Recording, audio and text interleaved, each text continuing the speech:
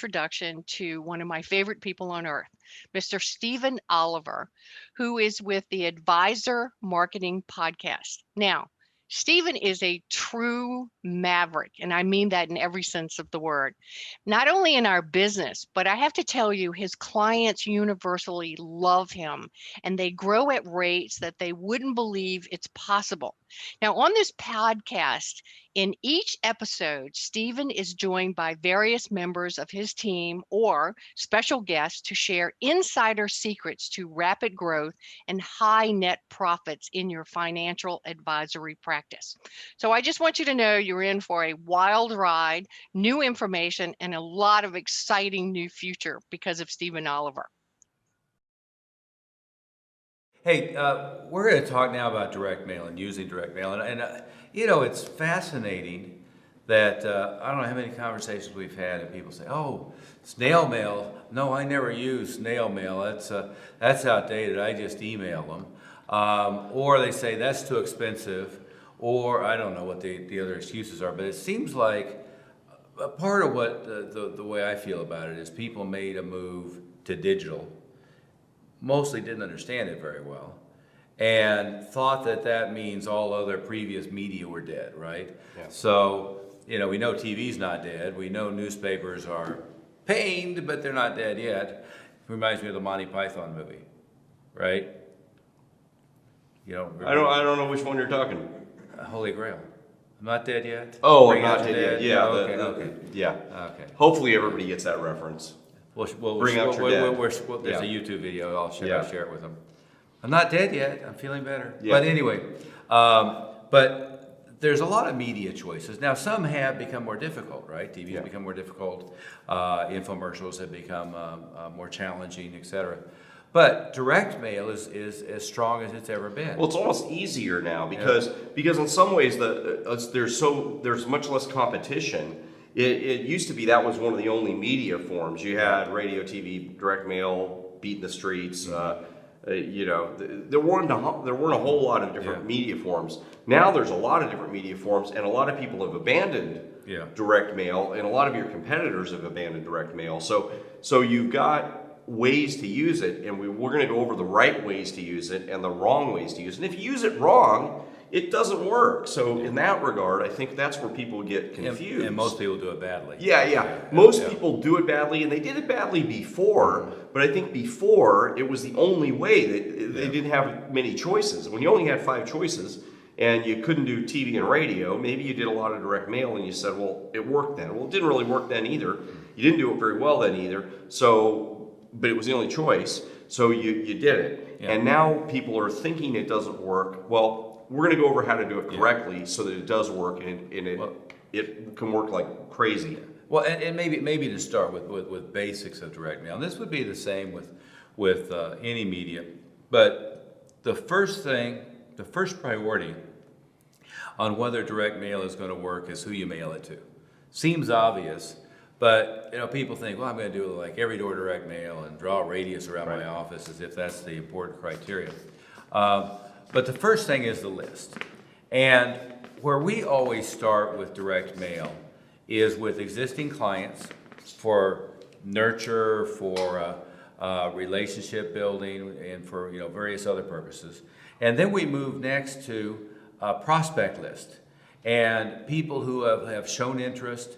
Maybe they made an appointment to meet you and they didn't make it to the appointment. Maybe they met you and didn't move forward with you for whatever reason. But we go from existing clients for a variety of purposes, to invite them to a client appreciation event, for instance, to send them 5 tickets for their friends, to mail them the latest book we've come out with, to pass along to their friends, to send them 5 report of the new special report on the new tax plan or whatever it might be, to pass along to their friends. And then we use direct mail for prospects, and prospects at every stage. Prospects who maybe they've been in our database for 6 months and we're still nurturing them and developing them, and maybe they just opted into the website, or they opted in off a Facebook ad, but based upon the qualification information we ask, are a prospect that's worth spending money on, right? And what we do is we don't discriminate. We should discriminate from a standpoint of, some prospects, maybe we shift them off into somewhere where we don't give them anything else to Yeah, give. you can discriminate based on assets under management. Yeah. We've asked them. We've asked them some questions about Yeah. that. Maybe they Income, age. Yeah, or maybe they're a prospect that has responded, and we know they live in a certain neighborhood where the houses are $10 million. That might be something. There's different ways you can determine whether or not they might be better. Right. Whether you could spend more money on them, whether you would send them more direct mail, and we can stratify who we're going to send information to. But the most common is just, on an opt-in page, asking them how much assets do they have that need to be managed, what age are they, what's their time horizon to retire, questions like that. Yeah, give you a sense of what their value is going to be for you, right? And so, but going through with lists is we start with clients and do things for client nurture and for client referrals. We go to prospects, and I usually start with recency. In other words, the one that just came in is going to get things the quickest, and then people that we've been nurturing for a while, if they still look like a good prospect, the best we can figure it out, we'll continue to drip on them and nurture them.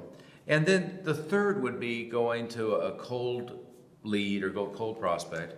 And like I was working through one of the big companies' marketing materials just recently, and all of their resources were all like Data Axle, which used to be called Sales Genie, and various other programs, which great resources.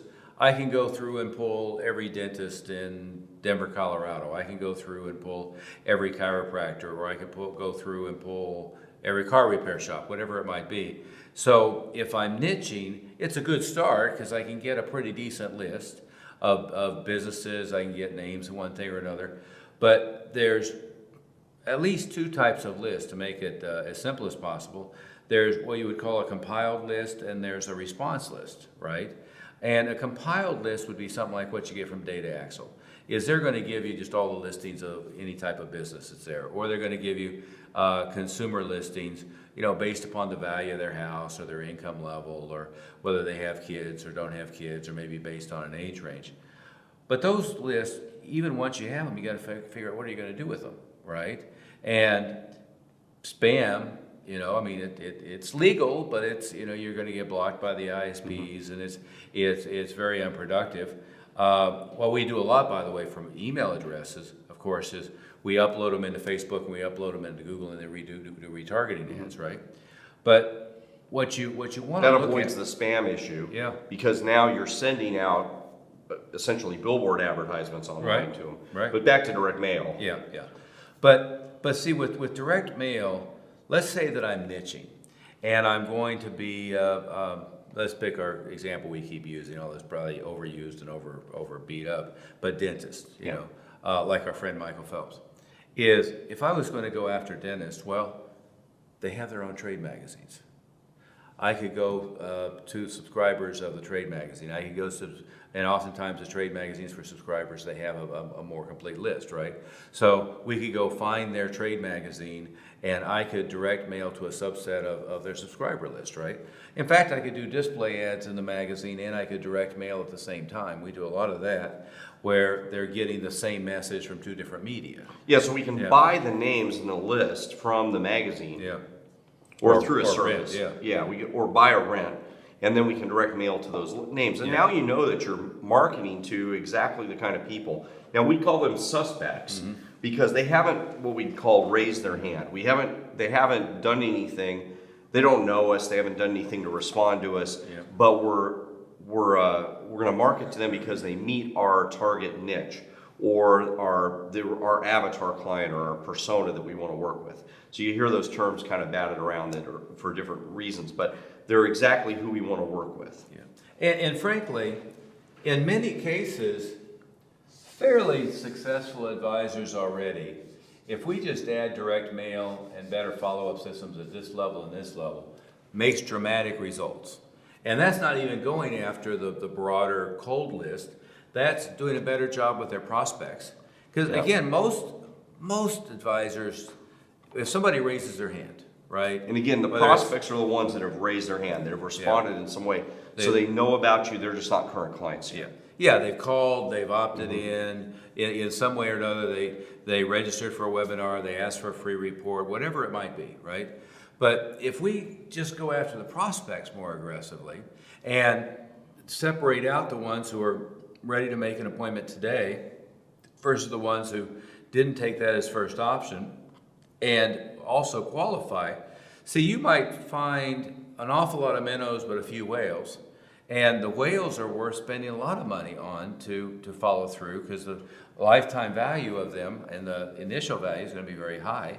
And so you discriminate between different ones based upon assets or age or profession, whatever your criteria is. And then the ones that you know are high value to you, you go after aggressively. And you don't let direct mail, email just do the work. We didn't talk about that number. What's the current number of how many emails a day people are getting on it? Yes, to about 211 emails a day on the average that people are getting. And people like you and me, we're getting more. If you tend to be on the computer. Well, I have an autoresponder with me pulling my hair that basically says "screw off." I don't use email. And you probably still get about 200. Yeah, Even with that. Yeah. So if you tend to be on the computer a lot and subscribe to things, you're probably getting more than this. But the average number of emails, the average person gets is 211. So number one, if you're emailing them and not emailing them frequently, you're getting lost in the shuffle there. Number two, deliverability rates are only around 20%. They're ending up in the spam filter. Right. So Google really has two spam filters, right? They have the spam folder, and then they have the commercial email folder. So two different places that most people aren't going to look if they're using Gmail, which a lot of people do. Right. AOL is, by the way, worse, just because I don't know, it's an incompetence or intentionally. Well, they Yahoo just too. ask a ton of stuff. But that's being delivered, but put in a place that they're just instinctively not going to go look at, right? Yeah. And then you have all the ones that just ash can it and don't get it to them. That's what you're talking about, is the ash can it and don't get it to them at all. Yeah, we'll do another segment on how to properly email. But that's why direct mail circumvents that. I mean, 100% of direct mail, well, other than the post office dropping a few of them, but The occasional fraud where you got it all in this garage. But 100% of you should expect that 100% of your mail is going to the place. And if it doesn't, if somebody's got a bad address, if you set it up right, you'll get returns, so you'll be able to curate your list a little bit. But you'll get the direct mail delivered, and if you do the direct mail piece right, which is what we can talk about next, then the response rate can be very high, especially when you add on. Now this is where adding on email to it, adding on text messaging, adding on top of remarketing and other things, that retargeting and other things that you can do. On top of that, the response rates can be really high. But again, as Steve said here, just dealing with your current clients, which is a pretty small list. So the cost, when people talk about, but it's so expensive. Yeah, but if you have 200 current clients, that's not that much. Yeah. And then, maybe you have 1,000 prospects. Well, if you had 1,000 prospects, I'd be jumping for joy if I could direct mail to them on a regular basis, because every one of those prospects is worth a lot of money, even if you just got one appointment or two. And by the way, we automate all this stuff, so it's not like you're actually putting a stamp on the, Yeah, you're not letter. physically doing that, but But before I forget, the idea of 200 emails a day is offset by the fact that the average person is getting 4 pieces of direct mail a day. Yeah. And so you're competing with 4 pieces of something tangible versus 200 messages that keep getting further down the stack because new stuff keeps coming in. And I don't know about you, every now and then I open something that's so compelling, I print it out, put it on the desk, put it on the refrigerator to be referenced later. Mm-hmm. Most of the time, even if it looks interesting, even if I think I'd like to, I go, well, okay, I'll get to that later, because it's not like this very minute I'm going to pick up the phone and call, XYZ financial planning. And then what happens is it goes to the bottom of the list and it's gone, right? I mean, the number of people who look at email from yesterday, much less from like 3 days ago. much less from an hour ago. Yeah. Which is why you email to them once or twice a day, not once a month, right? Yeah, which we'll go over in our email segment. But direct mail, when you check your mail, even if it's every few days, you kind of have to go through it because you got bills, you got things. You may have a letter from your crazy grandma, so you go through it. And that transitions us into, Gary Halbert, one of the great copywriters of all time.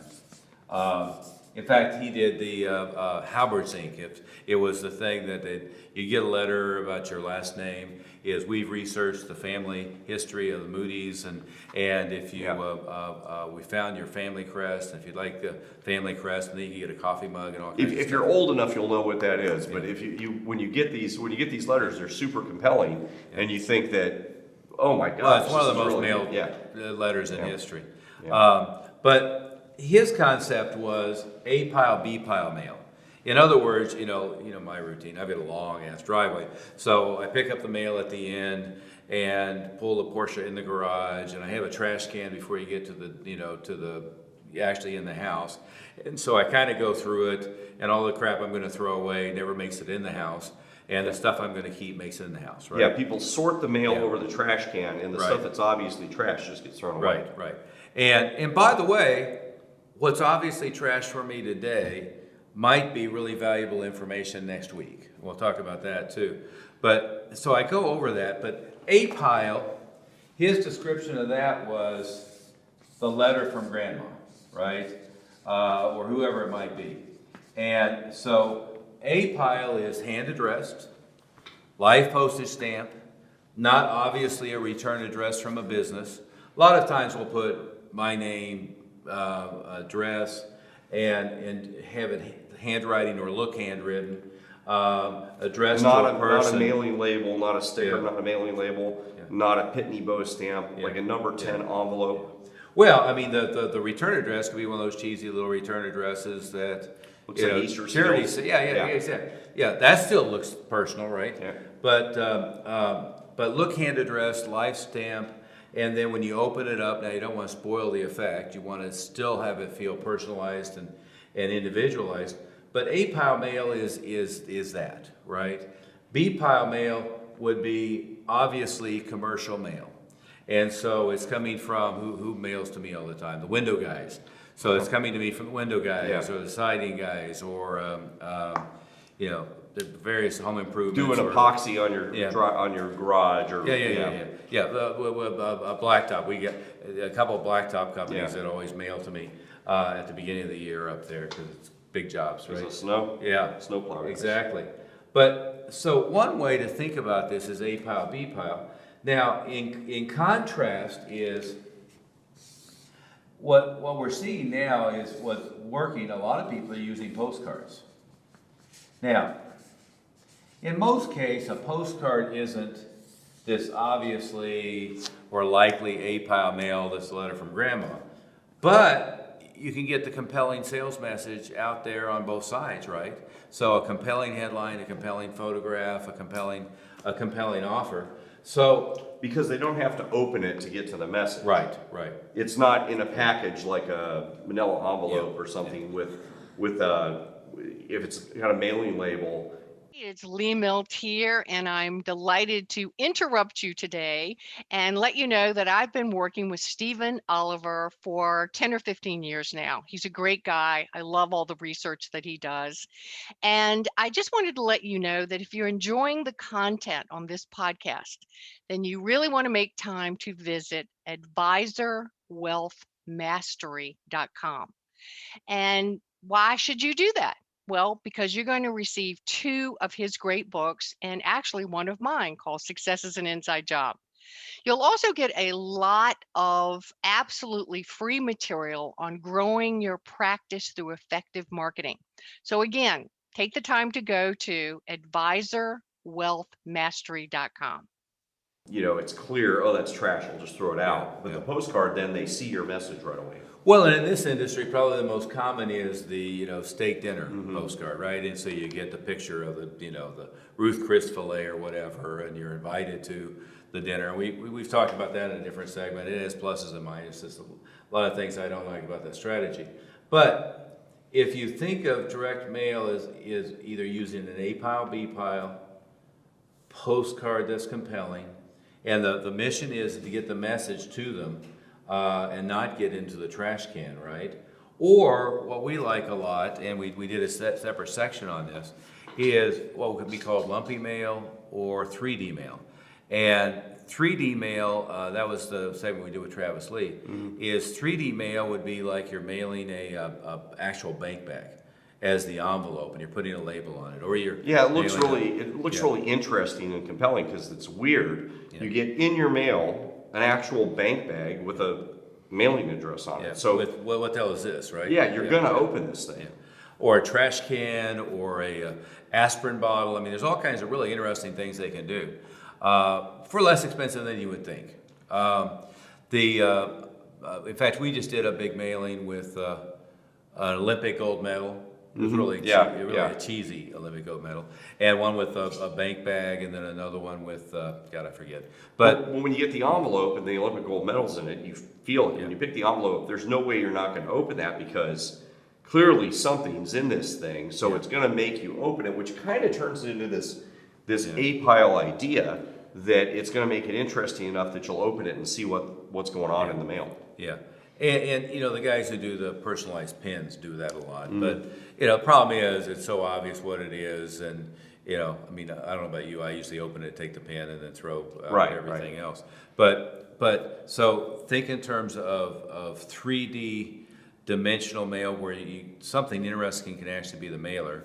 Lumpy mail where you feel the envelope and there's something in it. It could be like a Hot Wheels car or the gold medal in this case, something where you're like, well, what the hell is that? So your curiosity.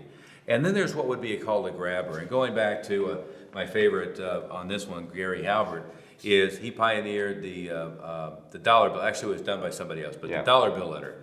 And the dollar bill letter was actually, you open the envelope and there's a 1 page or 8 page, whatever length of letter. But attached to it was a dollar bill. Like a real dollar bill. Yeah, a real dollar bill. And it could be a Mexican peso, it could be a fake $1 million bill.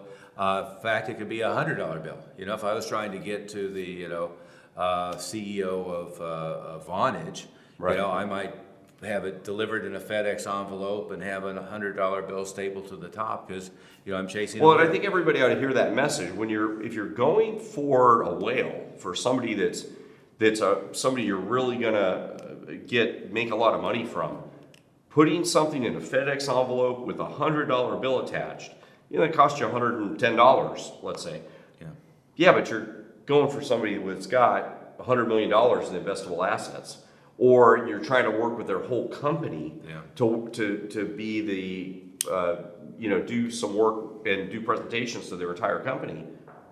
It's worth sending 10 pieces like that. Well, and it's worth being creative, right? Yeah. I've heard stories of the letter is in a full-size trash can. The letter is attached to an oar. Now you got to make up some logic. Yeah, it might be, and the letter might say some copy like, "Quit throwing away your money." Yeah, quit throwing away my stuff. Yeah. Right. Oh, yeah. Right. Yeah. But you have the 3D type of stuff with the interesting thing being the envelope or the delivery vehicle. You have lumpy, so you're putting something in it that it's like, what the hell is that?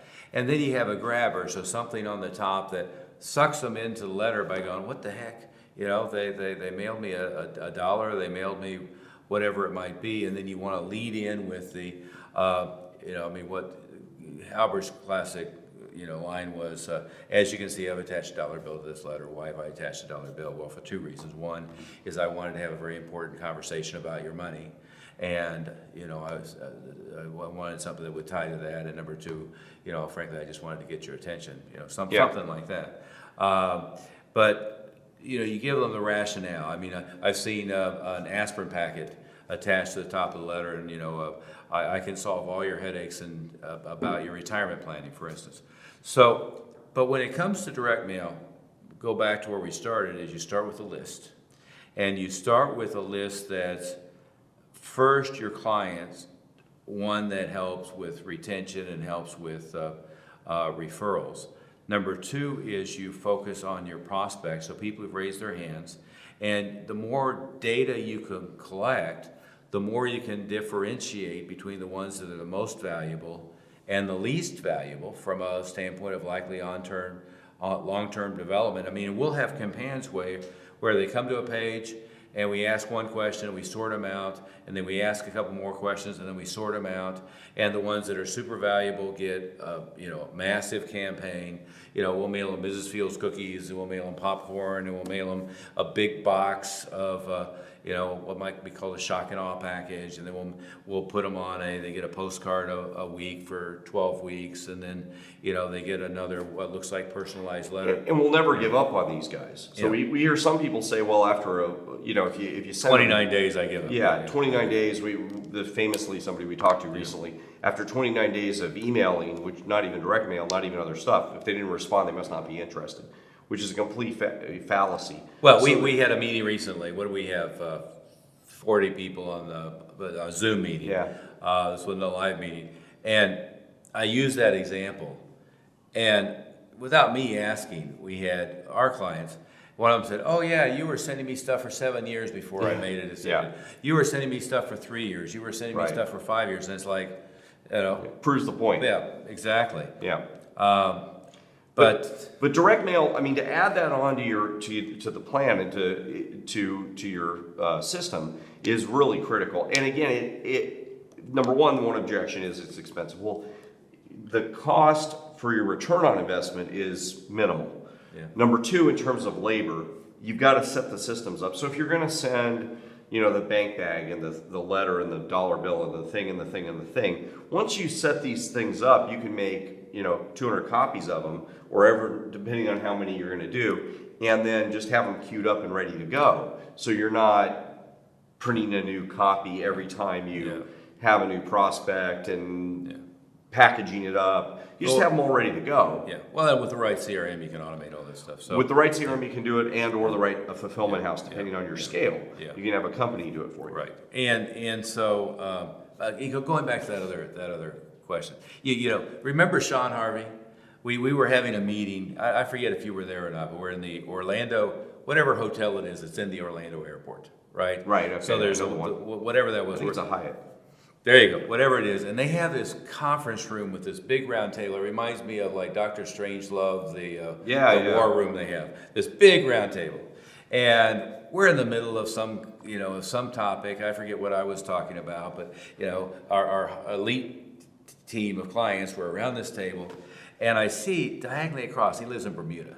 He's he's calculating, and he's got the phone or the calculator out, and he's making notes and one thing or another. You see this kind of frustrated look on his face, and it's like we're not talking about anything that you would need to calculate, right? And finally I'm watching him do this while everybody else is like listening and engaged, and he finally goes like that, right? And we're like, Sean, what the hell's going on? And his dream was, by the way, to have a penthouse condo in Miami with a garage so he could have a Lamborghini, because he wanted a Lamborghini, but what the hell difference does it make in Bermuda, right? Right. So he wanted someplace, and I say, what the hell difference does it make in Florida? Right. You want to drive in the mountains or something, but he wanted to have the penthouse in Miami and the Lamborghini. And he gets up, and I said, well, what's going on? He goes, I was just calculating, how I want the Lamborghini. Yeah. He goes, I cost myself the Lamborghini by waiting to sign up with you guys. I was like, what do you mean? He goes, well, I figured out, the first year I worked with you, I was up by $250,000 net, and that's the Lamborghini. It just, the 7-year thing reminded me of that, because it was the funniest thing. And even the setting, we've got it on video somewhere. We got to pull it out just for entertainment. Yeah. But that see, would be good. But see, that's the norm in many cases. Is you've been educating them and dripping on them for a year. In Sean's case, in 7 years, like Marty, in 3 years, like Ken. Just a couple days ago, we're reporting, and there's a couple of others who are like, Right. 5 years and whatnot. So you don't give up on them. And again, you got to know what the lifetime value, you got to know what the immediate value, you've got to track ratios on a long-term basis. And by the way, if somebody in Pakistan in the middle of the night filled out a form that has 22 cents, to their name, I'm not going to be sending them FedExes with $100 bills on it. But if you have good data and you've got a good prospect, then you ramp up the level of attention. And nowadays it's so easy, right? I mean, we have systems where the data source, like Data Axle will do this now, where the data source is linked to a CRM, and we can go in and pull the data together, look at what the profile is of the person, pull them up in LinkedIn now, and know enough information to know this is a 12-year-old in South Asia somewhere or something, versus it's a C-suite executive. Yeah, it's kind of scary that we know that much information, but from a business point of view, we love it. Oh, and by the way, you can Zillow their address, and so you know the value of their house, when they bought it, when it was last sold. I mean, there's all kinds of data that you... Yeah. So you have access to this information. You want to take advantage of it so that, you can do the best job you can for all these things. But using direct mail in these cases is critical for your success, and you can't ignore it. Yeah. Well, you can't ignore it, but you'll be missing out on a lot of leverage that you will get a lot of results from. And what you said a minute ago is knowing the client value that you have, which we covered in a different segment, is what's critical. A lot of times we talk to advisors, and this objection about direct mail being too expensive is what's a misunderstanding of their own business. If you're going to make, let's say, $5,000 the first year and maybe $100,000 of the lifetime value over 20 years from a client, spending even $1,000 or a couple $1,000s or more, we'd spend more money than that. But if you spend $1,000 to get them, you have a 500% return the first year. And most advisors we work with would be like jumping up and down and doing the hula hoop if they're getting their clients 10 or 11% annual return. Right. And so maybe to wrap up on this is, anytime you're thinking about follow-up systems, anytime you're thinking about an effective way to communicate either to an individual or to a group, we know that face-to-face is the best, right? But many cases you're not gonna do that frequently enough with a client, or you're not gonna be able to, or maybe want to get in the car and go drive to somebody's home and knock on the door and say, hey, you visited our website, and on the phone is second best. But then you end up with text messaging, direct mail. Email is down the list, in my opinion, like a long way below those two. And then you have retargeting, Google and Facebook, and there's automated voice. And there may be some other ones that come up in the future, but you've got to make sure you include all these in your repertoire. Messenger, Facebook Messenger. Yeah, exactly. It doesn't mean you don't use email, but we'll cover that at a different time. Yeah. But the final thing to keep in mind is differentiate lists. Start with the ones that are already engaged with you. Either they're a prospective client or they're a current client, and then look at cold lists. But within those lists, differentiate real clearly, because just mailing to that neighborhood over there where there are 3-car garages and that they're on the golf course doesn't, it gets you a little bit, but doesn't get you very far. And as long as you know the numbers, then you've got to craft the mail piece appropriately. But the most important thing is to get it opened. And then it's the offer that's in there. And again, get them to respond to it. Every now and then I see, even a big financial company do halfway decent job getting me to open it. And of course I keep them all anyway, but to get me to open it. But then the offer is impudent, right? And if you find this interesting, give us a call. Okay, you're putting me to sleep, If you want this free gift, if you want to come to this seminar that's coming up in 7 days, if you want to, it's got to be something that is perceived to be valuable. Perceived to be value has a time, there's a deadline, or there's some kind of reason why I should call now. Yeah, urgency. Yeah. We'll wrap it up on that. But it's a good primer to begin with direct mail. Obviously, it's a big topic. And I think I could classify us as experts on for sure on the topic, on copy and lists and so forth. But we can help you with all of that, and anything that's out of our expertise. I'm not sure what it would be, but we can point you to the right people. So, well, we can get you to help you outsource it so that you don't have to do the whole job. And the automated, and get it automated. Yeah. Okay. Well, thank you very much, and we'll wrap this up. All right. We'll see you next time.